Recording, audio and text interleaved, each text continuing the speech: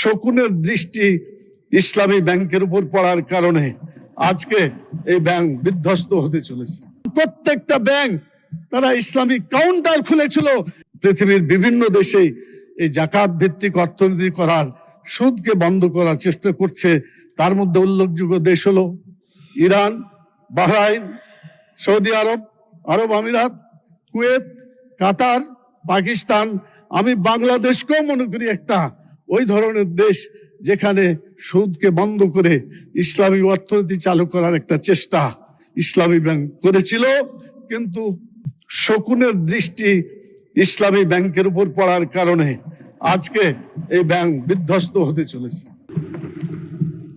আপনাদের মনে আছে মাননীয় স্পিকার, ইসলামী ব্যাংক যখন ঠিকমতো চলছিল, বড় বড় সুদী ব্যাংক বাংলাদেশে ছিল, তারা যখন দেখলো এই সুদী কারবার চলছে না, তখন প্রত্যেকটা ব্যাংক তারা ইসলামিক কাউন্টার খুলেছিল। এটা প্রমাণ করে বাংলাদেশে সুদ ছাড়াই অর্থনীতি চলতে পারে।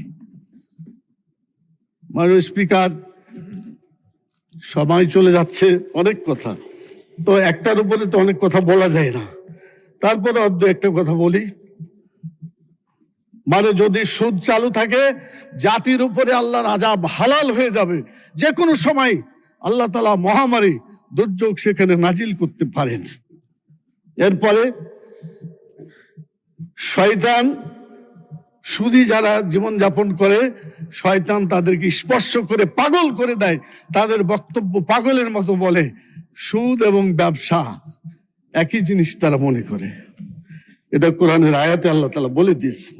এরপরে মাননীয় স্পিকার, হাদিসে আছে সুদের কোনো টাকাতে, হারাম টাকাতে শরীরের যে অংশটুকু বর্ধিত হবে, এটা জাহান্নামের খোরাকে পরিণত হবে।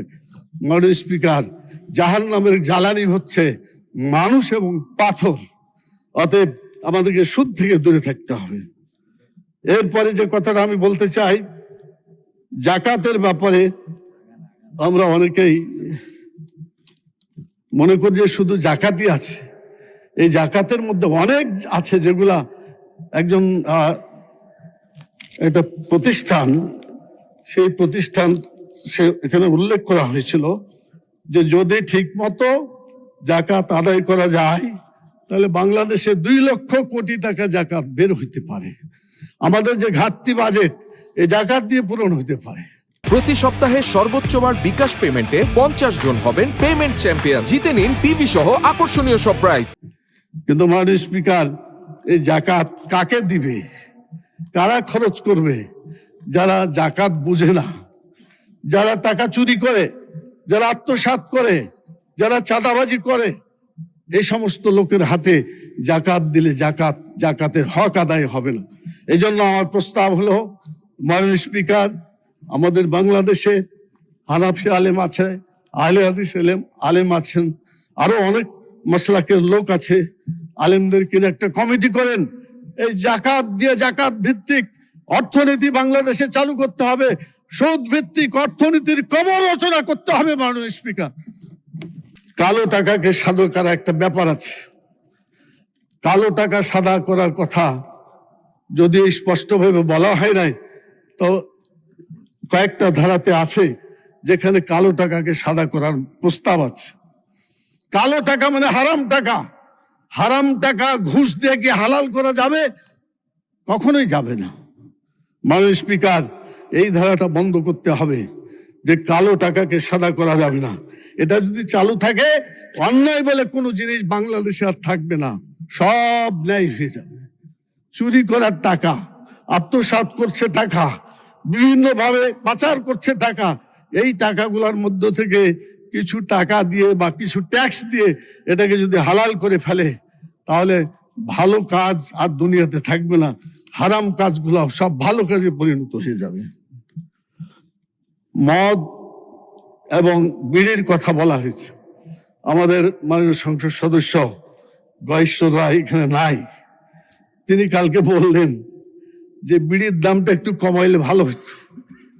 মাননীয় স্পিকার, আমাদের মাননীয় প্রধানমন্ত্রী বিড়ি যাতে না খায়, নেশাদ্রব্য যাতে না খায়, মদ যাতে মানুষ না খায়, সেজন্যই তো দাম বেশি করেছে। এজন্য তাকে ধন্যবাদ আমরা জানাই।